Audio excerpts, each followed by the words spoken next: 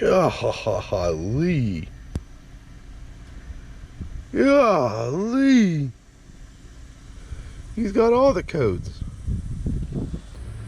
This registration's been out for 3 months now. But it is a 420 sticker, so there's a lot of people who'd want to keep that for as long as possible. I know a few myself. Holy shit, okay. So this is literally all related to that exhaust leak that I heard. Now the question is his cat bad or is his cat good? I don't know. So I'm gonna go get a blower motor resistor, but before that I'm going to pop the hood and see if we can't locate this exhaust leak. See if I need some sort of exhaust donut or something.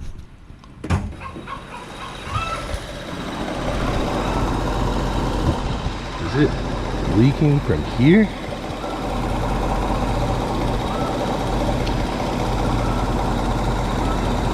Oh my God!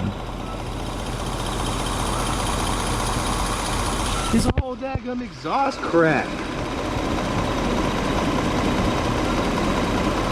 Are you fucking with me?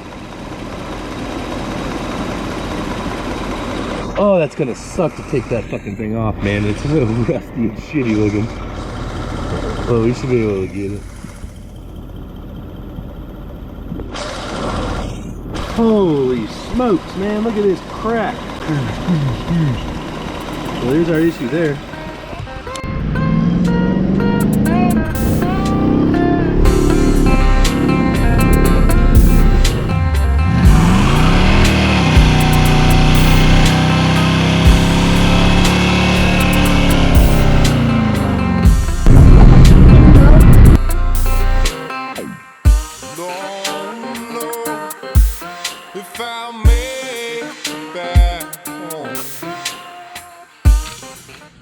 Well, it would seem I am regressing at videoing here. I forgot to grab the camera. I already took the exhaust leads at the bottom side down here. Obviously, we're going after this giant crack here in the manifold. So, all that's left now is to do this on the top side. What size is this? It's definitely not a 15. It's a 14. It is a 14. So I'm gonna grab a breaker bar. I'm gonna break these all loose, and then I'm gonna hit them with the power ratchet, just because I don't want to break that puppy. So my plan right now is I'm just gonna pull this puppy off and I'm gonna weld it. That's how I'm gonna address this. And then after I weld that crack back closed, put it back on. See what happens. I think in theory it shouldn't have damaged the catalytic converter to this point, but who knows? We'll see. If it keeps throwing the code, we know the cat went bad or I didn't get it fully welded, and then we'll address it from there. But in the meantime, this should be a free fix. Just weld up that cracked pipe. So here we go. All right, the top three are obviously real easy to get to. These bottom three, on the other hand, I'm having to do some doing here. So I've had to swap out my deep socket for a short. This far left one, I have it on a wobble extension. There we go. All right, here's the situation. I'm pretty sure there's 2 squeeze tabs on the other end of this O2 sensor down here, but because of where the crack is in relation to the O2 right up here next to it, this thing's got to come out anyway. So I'm going to see if we can't just cross our fingers and get this puppy to come out.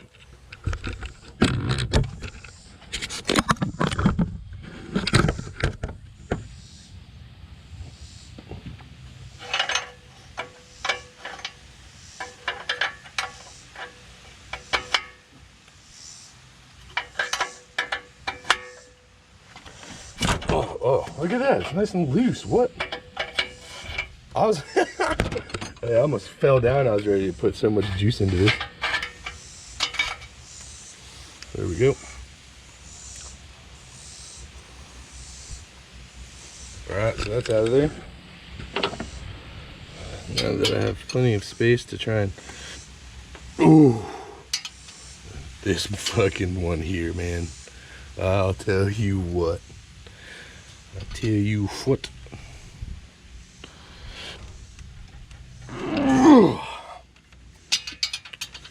Thing I've been going to the gym, boys. A good thing I've been going to the gym.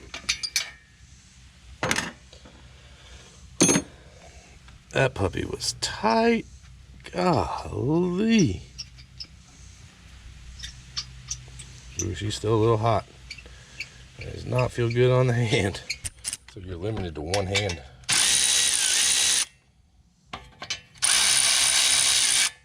So you'll see what I'm doing. Being an idiot and getting my ratchet stuck. That's what I'm doing. Ratchet wrench.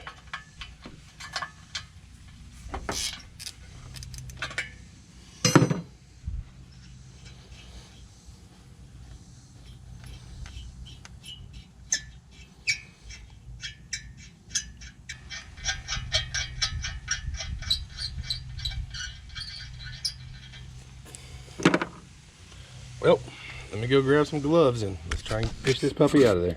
Because it's warm, I'm putting on some gloves. But in theory, it should all be free. So let's see what we can do. I can get you in a place where you can see. Yeah, I am good. Now will it fit out of here? Is the question at hand now.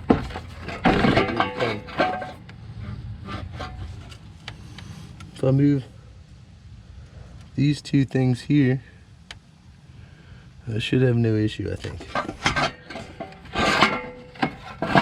Oh, there we go. It just fits.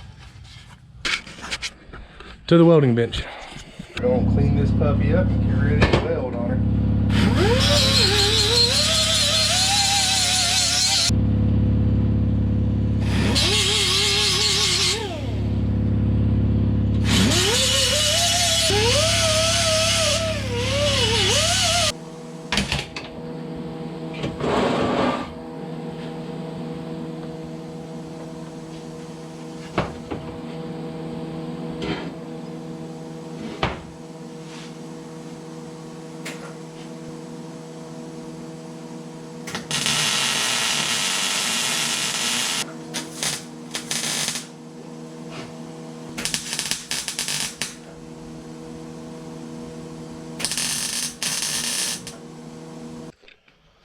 All right, well, I went to all the auto parts stores and actually called them. They told me they had what I needed, and then I got there and they didn't. And they can't get the shit in. It's all special order. So we're just gonna see if these gaskets hold, and hopefully they don't leak. If they do, then I'll order them in and we'll go from there. But at this point in time, if this puppy's going back today, which it's his catering van, so it needs to. Plus I left the soft top Jeep up there in his parking lot. I prefer that not to be there. So see what we can do.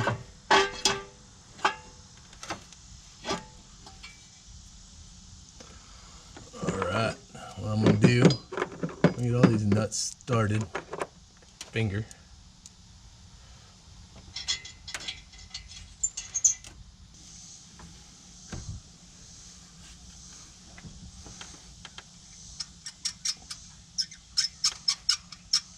Right, now with the lower end in place, these ones finger tight, I'm gonna go down to the bottom side and we're gonna put these, oh shit, you saw that? I almost went down with this stupid ass pallet laying here. Oh, yeah. All right, this is not fun with no lift. Hopefully I can get this camera in a position where you can see, you'll see there's literally just two bolts that pass through this phalange right here. Bolts go upwards, nuts go on them. Wham bam dunzo. I'm not sure, I'm not so sure the direction matters. I'm not going to be able to record me putting them in, but it's pretty straightforward. Put the bolts through the holes, tighten them down. All right, so you see here, I got the bolt there and there through. I actually changed the orientation of it to make it easier because it doesn't actually matter which way it goes. It's not going to hit anything or cause any problems. I also have a hard time believing that's the stock setup, but that's how they had it, so that's how I put it back. Bolt with two nuts on the back side to make sure the other one can't back off. All right, time to go top side. All right, time to tighten down How did I have this in here?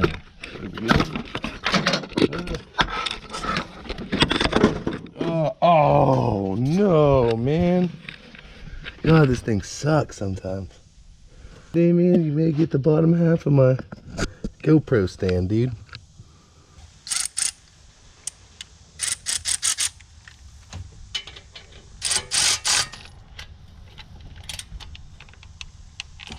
There's one.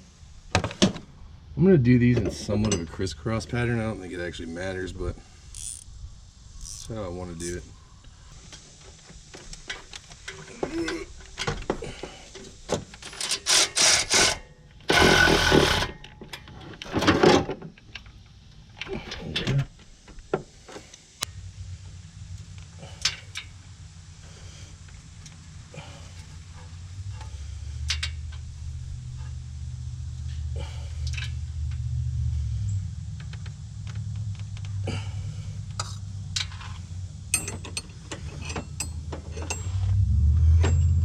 Okay, here's a little trick.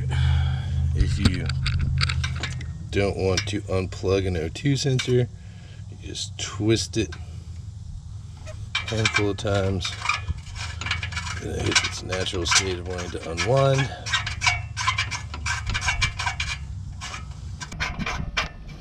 There we go.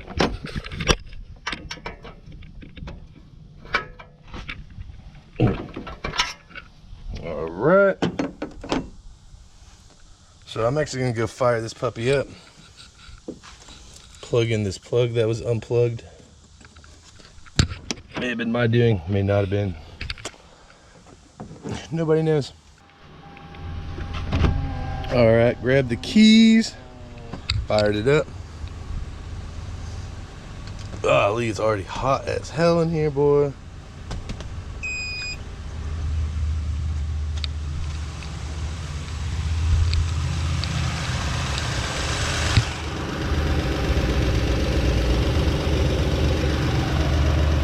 Hey, all that exhaust air, gone. Can't hear it no more neither. Hell yeah, brother. So, I sat here, watched the live data for a little bit.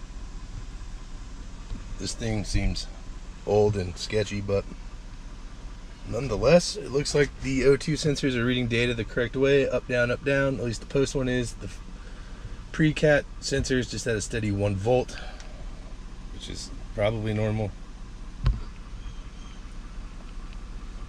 There we go. Sensor 1, 1 volt. Sensor 2 oscillates. Up, down, up, down, up, down, up, down. And that is the way she's supposed to go when it's going through the catalytic converter, so that is good. I got the one code left in the AC system. I'm pretty sure it's because I have the resistor pulled out on the seat over there. That resistor will be here tomorrow, and then I'll get that thrown back in and we'll see how that works. But as for now, I'm gonna go give him his van back, just in case he has to cate or something. He can do it with no AC for now.